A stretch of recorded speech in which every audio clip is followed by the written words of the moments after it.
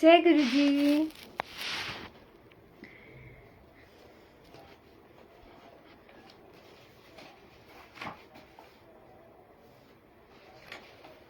जय गुरु जी। संगत जी जल्दी जल्दी से जुड़ जाइए।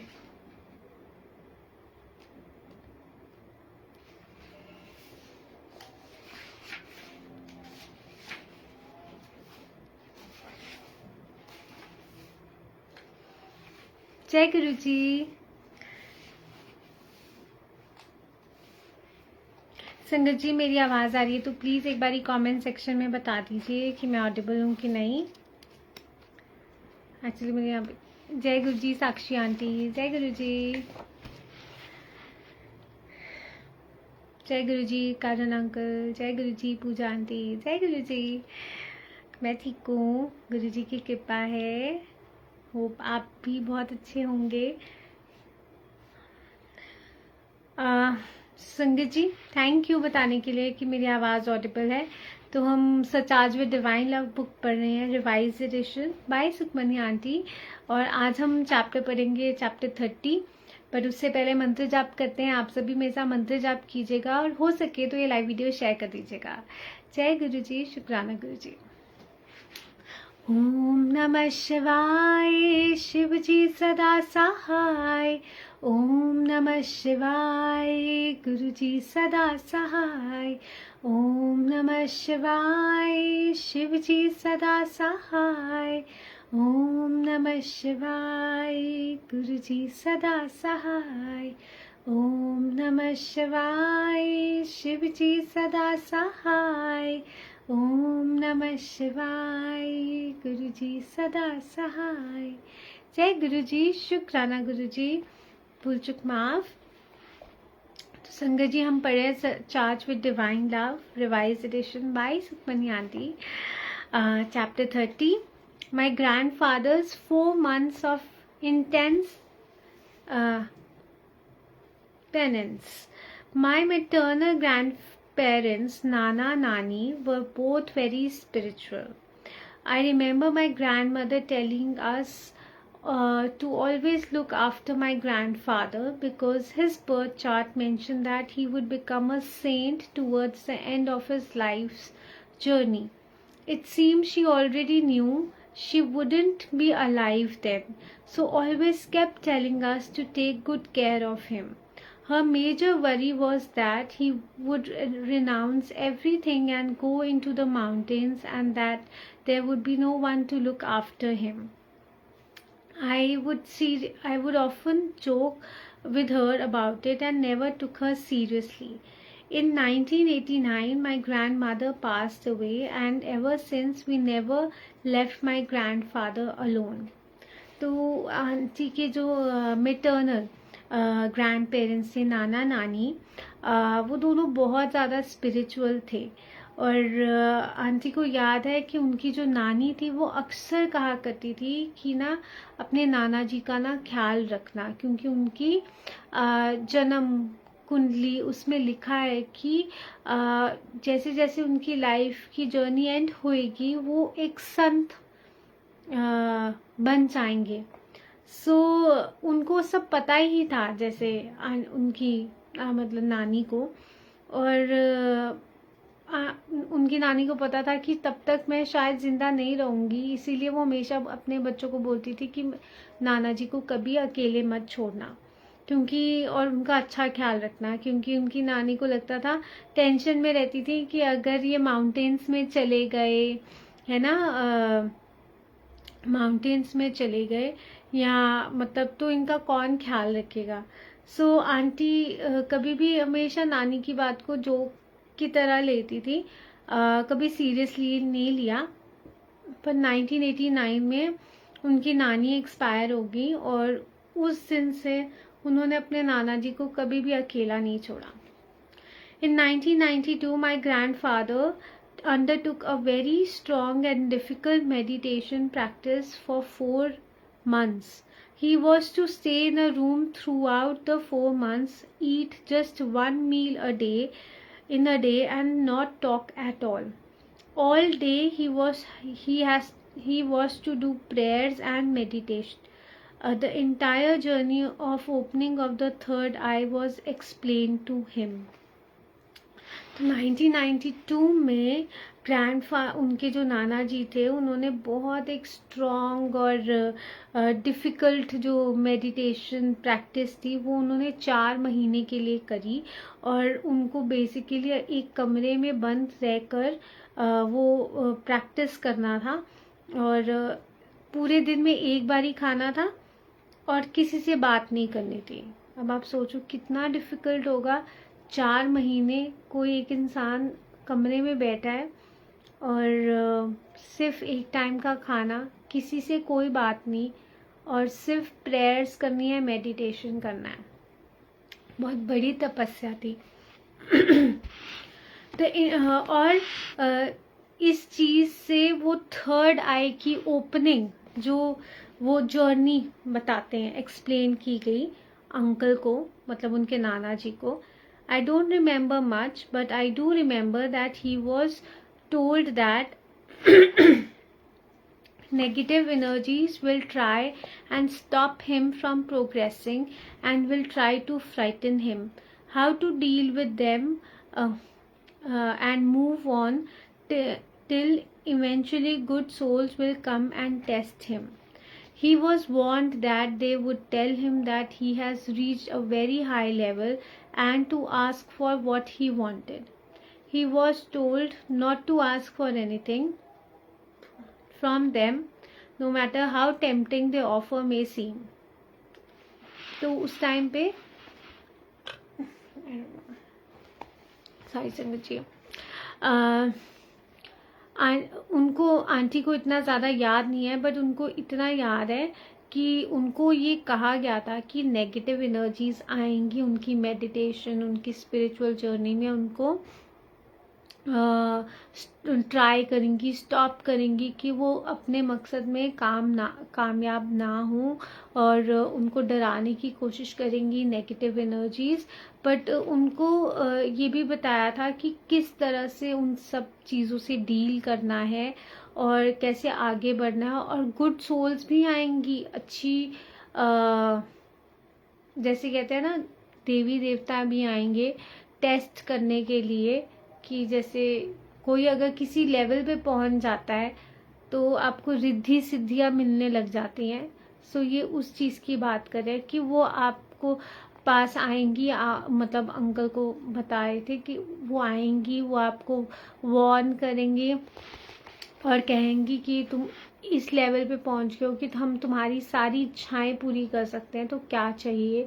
तो उनको ये कहा था कि कुछ भी नहीं मांगना, चाहे वो ऑफर्स जितने भी टेम्पटिंग क्यों ना लग रहे हों। He was even told that eventually some soul will come in the guise of the guru and will ask him for his wish. How to differentiate between the real guru and someone who is pretending to be one was all explained to him. Finally, he was told that he would experience pain between the brows before the veil in front of the third eye would lift, and sitting in his room he would be able to see whoever he would think of, no matter which country. तो संगत जी, उनकी जो तपस्या थी 4 महीने की, उसके अंदर उनको ये भी कहा गया था कि कोई गुरु का भेष धारण करके भी आएंगे और कहेंगे कि हम तुम्हारी इच्छा पूरी करते हैं। बट उनको ये भी सिखाया गया कि रियल गुरु और जो गुरु बनने का प्रिटेंड कर रहा है उसको डिफ्रेंशिएट कैसे करना है। हर कोई असली गुरु नहीं है, आपके गुरु नहीं है। सो वो उनको एक्सप्लेन किया कि किस तरह से आपको डिफ्रेंशिएट करना है, और उनको ये भी बताया गया कि वो बहुत पेन एक्सपीरियंस करेंगे उनके ये आईब्रोज के बीच में, क्योंकि यहाँ पे जब थर्ड आई अवेकन होता है तो वो कहते हैं कि यहाँ पे उनको दर्द महसूस होएगा बहुत ज़्यादा, और अपने रूम में ही बैठे बैठे, और जब वो खुलेगी थर्ड आई वो किसी को भी देख सकते हैं, नो मैटर वो किसी भी कंट्री में क्यों ना हो। वो मतलब पर्सन को या जिसके बारे में भी सोचेंगे वो उनको देख सकते हैं. We were obviously very worried for him and were not sure if he should be doing this. Daddy, as I lovingly called him, was adamant. He cleared his room of everything unnecessary and bought in the Granth Sahib. All day he did part and followed all instructions. Anything he wanted to say, he would write on a piece of paper and convey to us. So of course family पूरी परेशान थी, है ना, मतलब worried, परेशान नहीं but worried थी कि किस तरह से मतलब उनको करना चाहिए या नहीं करना चाहिए. तो उनकी जो मतलब बट उनके जो नाना जी थे बहुत ज़्यादा फर्म थे अपने डिसीजन पे कि उनको करना ही करना है ये. और उन्होंने अपना कमरा साफ किया और अननेसेसरी चीज़ें जो थी रूम में वो सब निकाल दिया और गुरु ग्रंथ साहिब जी को वो अपने कमरे में ले आए और पूरा दिन वो पाठ करते थे और जो भी उनको इंस्ट्रक्शंस दी गई थी वो उन्होंने सारी फॉलो करी. और उन्होंने अगर कुछ भी कन्वे करना होता था अपनी फैमिली को तो वो एक पेपर पे लिख के कन्वे करते थे. The 4-month journey was difficult and we were worried for his health as he was losing weight. Daddy soon fell into the routine and day in and day out there was part in the house. जो 4 महीने की journey थी वो इतनी ज़्यादा difficult थी क्योंकि aunty मतलब उनकी फैमिली उनके नाना जी की हेल्थ के लिए वरिड होने लगी क्योंकि उन्होंने बहुत ज़्यादा वेट लूज़ किया और वो सून ऐसे रूटीन में चले गए थे कि पूरा दिन उनके घर में अंदर बाहर सिर्फ पाठ ही चलता रहता था. We were all vegetarians, but my maid Saraswati was a Bengali who loved eating fish, and we had a sheep dog, Bruno, who obviously ate meat. I noticed that as Daddy did his part, both Saraswati and Bruno gave up eating non-veg. Saraswati started complaining of feeling nauseated at the very sight and smell of fish, and Bruno refused to even touch his food bowl if there was anything non-vegetarian in it. Bruno would always be found sitting at the doorstep of my grandfather's room and would seem to be enjoying listening to the part. सो उनके घर में सब vegetarians थे but जो aunty की जो made थी वो जो सरस्वती वो बंगाली थी और उनको ना ये खाना बहुत अच्छा लगता था. फिश खाना बहुत अच्छा लगता है, बंगालीज को पसंद होते हैं ना. एंड उनके पास एक डॉग भी था जिसका नाम था ब्रूनो, शीप डॉग था, तो वो मीट खाता था. और उन्होंने क्या नोटिस किया आंटी ने कि जब डैडी पाठ करते थे तो सरस्वती और ब्रूनो दोनों ने नॉन वेज छोड़ दिया और उनकी जो मेड थी सरस्वती वो कंप्लेन करने लगी कि मुझे ना जब भी मैं फ़िश देखती हूँ या वो जो स्मेल से ना मुझे मतलब ऐसे उल्टी जैसा मन होता है. आई डोंट नो, उनको अच्छा नहीं लगता. और जो ब्रूनो था डॉग वो भी अपना जिस बाउल में उसको खाना देते थे अगर नॉनवेज दिया होता था तो वो खाता ही नहीं था. सो उसने भी छोड़ दिया और वो जो डॉग था वो हर वक्त नाना जी के कमरे के बाहर बैठ के पाठ सुनता था, एंजॉय करता था. I must mention here that in 1997 when Guruji was in Chandigarh, Bruno was 14 years old and Guruji would often ask about him. He would even remind me that Bruno's injections were due and that I should take him to a particular veterinary doctor. I would often feel guilty about not being able to give him much time since I was always with Guruji and would pray that whenever it's his time to go, he should pass away peacefully. With Guruji's immense grace, Bruno passed away in his sleep very peacefully with no illness or discomfort. तो aunty mention करती है कि 1997 में जब गुरुजी चंडीगढ़ आए थे तो Bruno सिर्फ 14 साल का था और मतलब 14 साल का था और गुरुजी अक्सर उसके बारे में उसका हालचाल पूछते थे और गुरुजी रिमाइंड भी कराते थे कि जैसे ब्रूनो का ये इंजेक्शन पड़ा है, ये देना है, और स्पेसिफिकली मेंशन करते थे कि ये वेटनरी डॉक्टर के पास उसको पर्टिकुलर लेकर जाओ। तो ना आंटी हमेशा गिल्टी महसूस करती थी कि मतलब वो ज़्यादा टाइम नहीं दे पा रही ब्रूनो को, क्योंकि वो अक्सर गुरुजी के पास हुआ करती थी एंड वो बस गुरुजी से प्रे करती थी कि जब भी उसका आखिरी टाइम हो जाने का तो वो बहुत आराम से पीसफुली जाए। और गुरुजी की ग्रेस से जब ब्रूनो गया तो वो बहुत आराम से सोते सोते गया और कोई उसको इलनेस नहीं थी, कोई डिस्कम्फर्ट नहीं था। On the last day of the 4-month part, I had darshans of Guru Gobind Singh Ji, who came on a horseback. He tells me, "ਅਸੀਂ ਤੁਹਾਡੇ ਗੁਰਦੁਆਰੇ ਵਿੱਚ ਮੱਥਾ ਟੇਕਣ ਆਏ ਹਨ."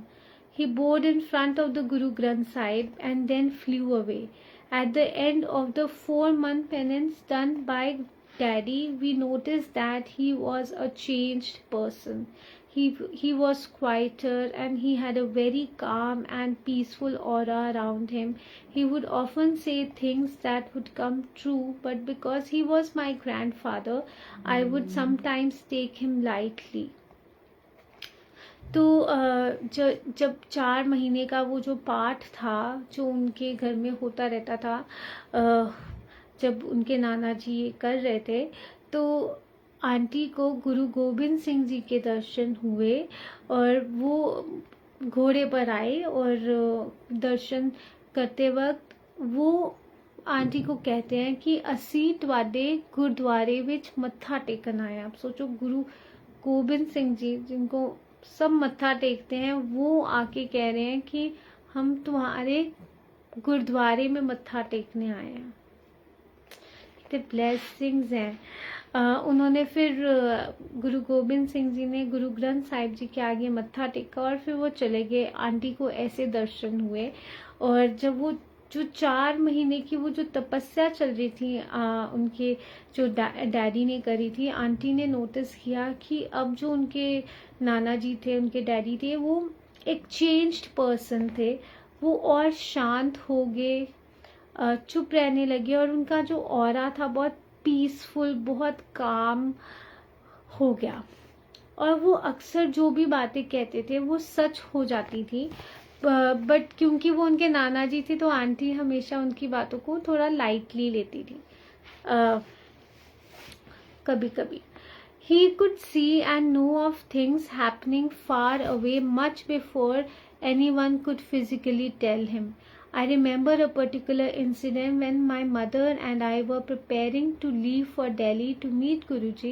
Daddy suddenly came to my room and said, "Don't go today as the weather is very bad." I looked out and since it was a bright and sunny at that moment,